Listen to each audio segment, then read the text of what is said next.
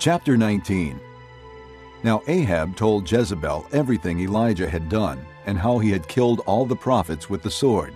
So Jezebel sent a messenger to Elijah to say, "May the gods deal with me, be it ever so severely, if by this time tomorrow I do not make your life like that of one of them."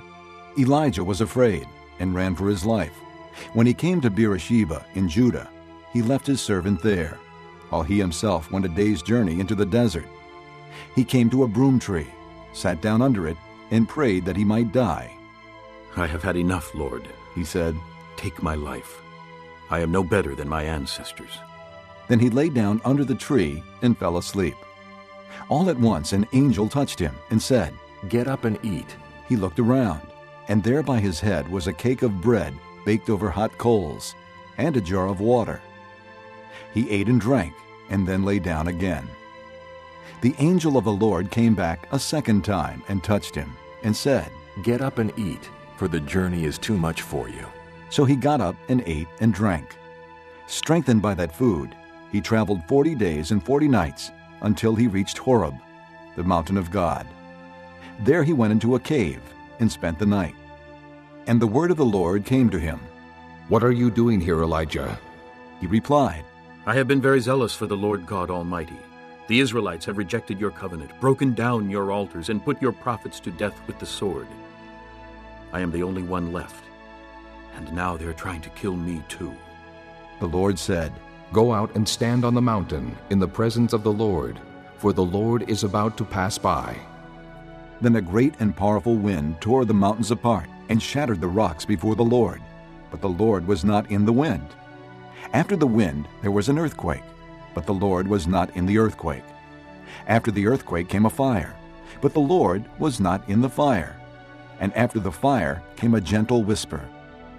When Elijah heard it, he pulled his cloak over his face and went out and stood at the mouth of the cave. Then a voice said to him, "What are you doing here, Elijah?" He replied, "I have been very zealous for the Lord God Almighty. The Israelites have rejected your covenant, broken down your altars, and put your prophets to death with the sword. I am the only one left, and now they are trying to kill me too."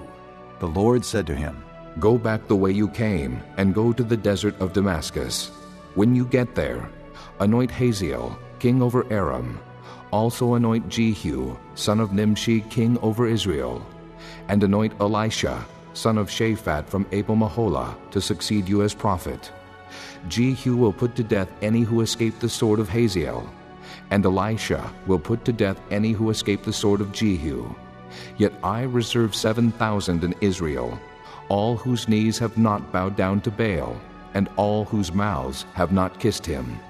So Elijah went from there and found Elisha, son of Shaphat. He was plowing with 12 yoke of oxen, and he himself was driving the 12th pair. Elijah went up to him and threw his cloak around him. Elisha then left his oxen and ran after Elijah. "Let me kiss my father and mother goodbye," he said. "and then I will come with you." "Go back," Elijah replied. "What have I done to you?" So Elisha left him and went back. He took his yoke of oxen and slaughtered them. He burned the plowing equipment to cook the meat and gave it to the people, and they ate. Then he set out to follow Elijah and became his attendant.